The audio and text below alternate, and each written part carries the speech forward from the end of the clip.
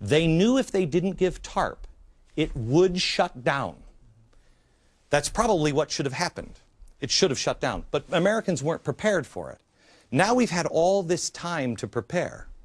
And people like George Soros and people have built the framework to be able, so they are prepared. The question is, are you?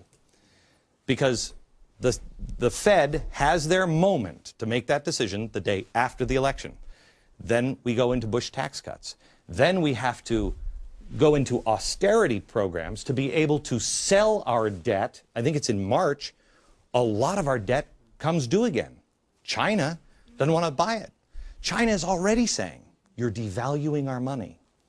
If you remember what China said 2 years ago, the Chinese foreign minister came over here.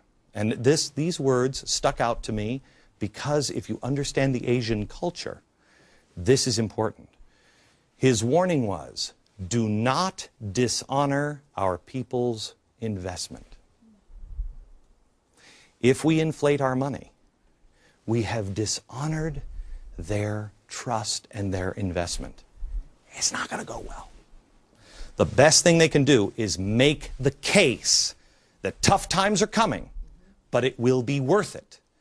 But we'll see if we have a couple of those people that can actually make that case. I haven't heard that case yet. Back in a second.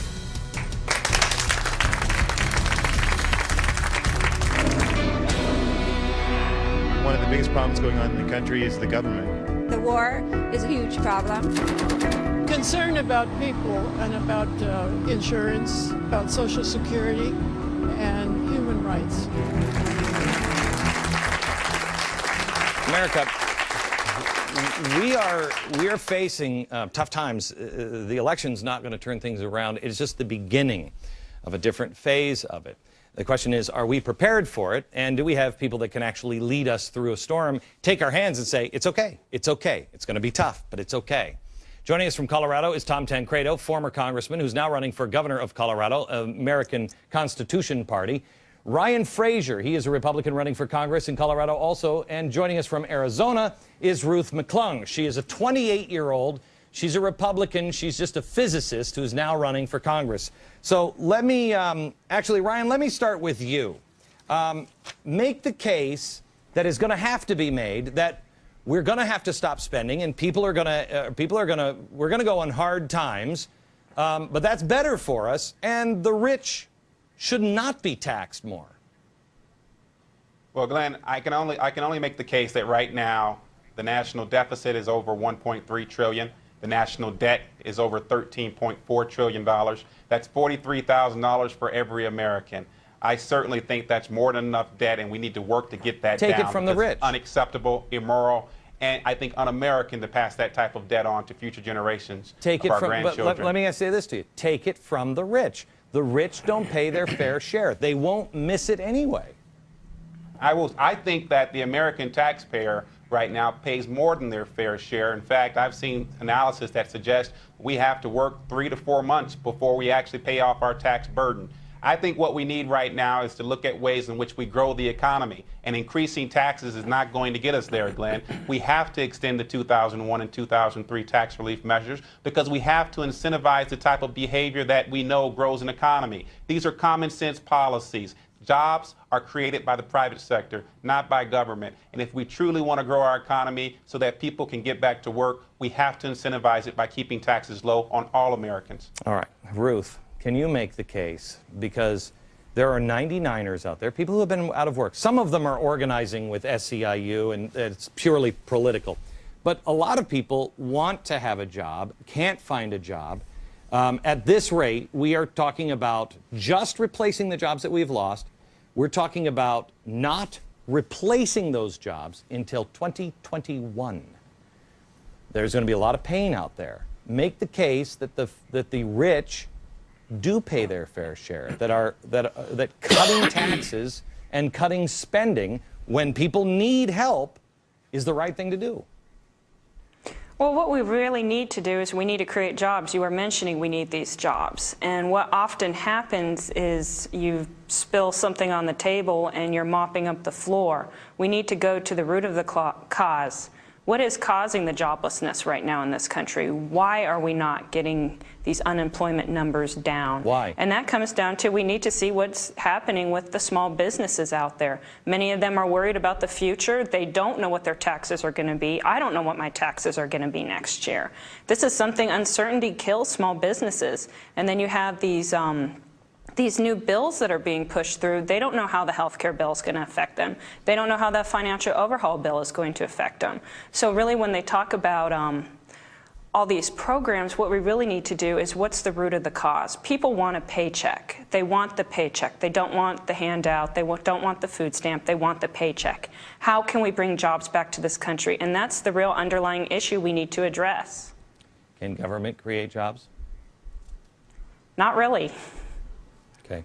I want to go to Tom Tancredo, and I want to wrap it up with him when we come back on states' rights, and because we're all about who thinks we're going to let California slide into the abyss. Nobody. Right. We're going to bail them out, and it is going to be states that draw the line in the sand. And so we'll ask Tom what his plans are if he were governor of Colorado on drawing that line in the sand when we come back.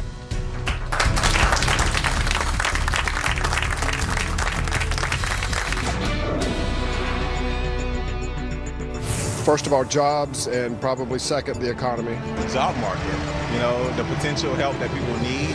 Love technology, but so many jobs are being lost to technology. Corruption in D.C. and unemployment.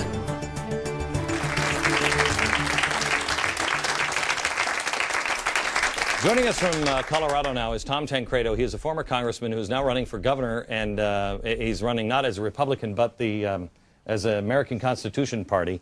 Are you a tenther, Tom? You bet I'm a tenther. I know. They try to make that into like it's a really bad thing. He's crazy. He believes in the 10th Amendment, states' rights. Right. Tom, am I wrong to say that California is coming with their hands open, and this government will give it to them? If the Republicans would hold the line, California will fail, and that'll just domino across everything.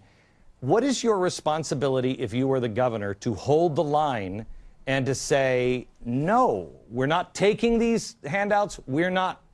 California is California. We're Colorado. How do you do that?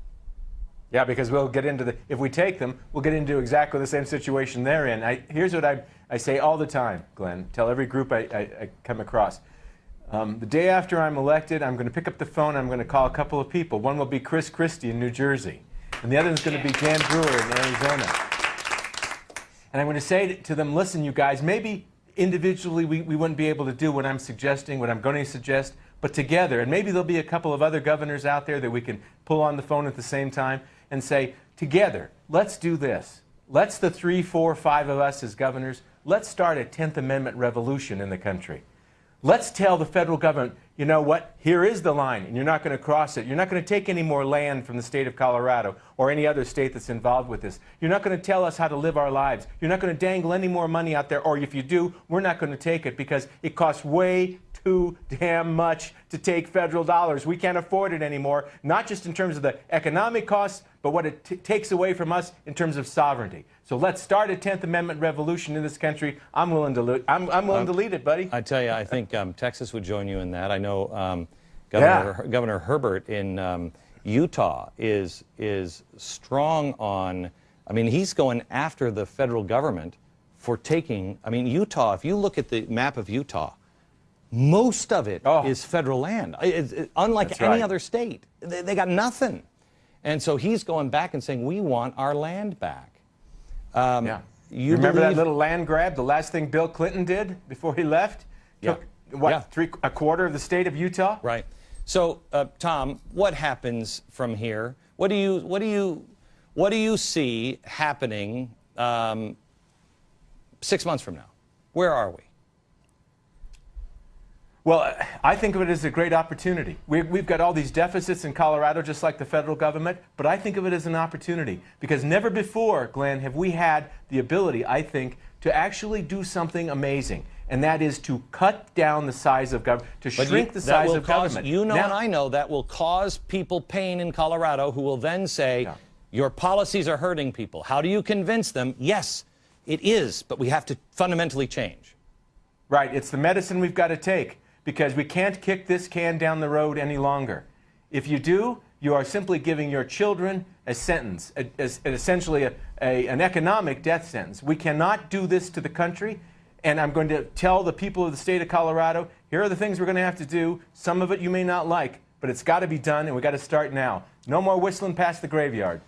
It's amazing, America, how many times we have been told in the past that the day will come, the reckoning will come, when we have to pay the debt that we have racked up. I've heard it my whole life. I remember, I think even Nixon talked about it.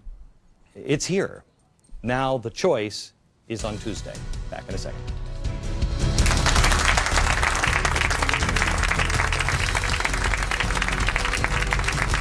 We want to thank our 3 guests, 2 from Colorado, Tom, Ryan, 1 from Arizona, Ruth. 3 candidates for your consideration. From New York, good night, America.